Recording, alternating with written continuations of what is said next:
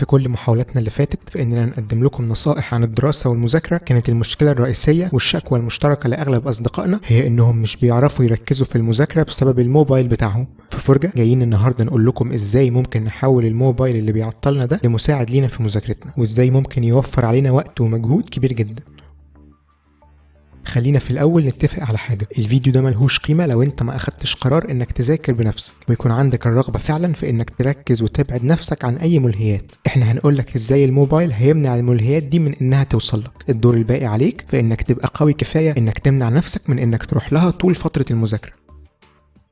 اول ما تقول هبدا اذاكر اهو لسه بتمسك القلم بتلاقي نوتيفيكيشن جاتلك من حيث لا تعلم، وللاسف كلنا مش بنقدر نقاوم وبنروح نشوفها، وكل نص ساعه بنقول يلا هنذاكر اهو لحد ما اليوم يخلص. علشان كل ده ما يحصلش في ابلكيشنز كتير تقدر تستخدمهم عشان تمنع اي سوشيال ميديا او اي لعبه من انهم يبعتوا لك اي حاجه تعطلك. اشهرهم هو اوف لاين واللي متاح سواء للاندرويد او الاي او اس، وبكده من اللحظه اللي هتبدا فيها مذاكره مفيش ابلكيشن هيجرؤ يعطس جنبك حتى.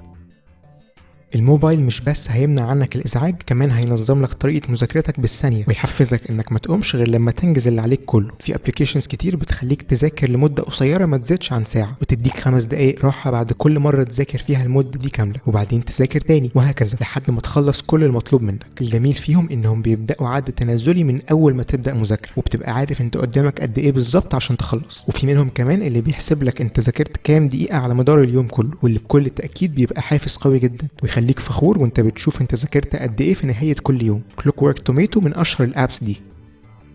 فاكرين لما كنا دايما بنقول هات ورقه وقلم واكتب قائمه بالحاجات اللي هتذاكرها؟ اهو الموبايل ممكن يساعدك في ده كمان بشكل منظم اكتر ومن غير ورقه وقلم، وكمان هتضمن انها دايما معاك عشان تعدل او تزود فيها في اي وقت. ابلكيشنز تو دو ليست مفيش اكتر منهم، بعضهم كمان بيتيح انك تحدد ميعاد نهائي لكل حاجه فيهم عشان تضمن ان مفيش حاجه تتكوم عليك. اصدقائنا في قناه اسلوب عملوا اب اسمه ابل اداي بيقوم بالمهمه دي، لازم تجربوه.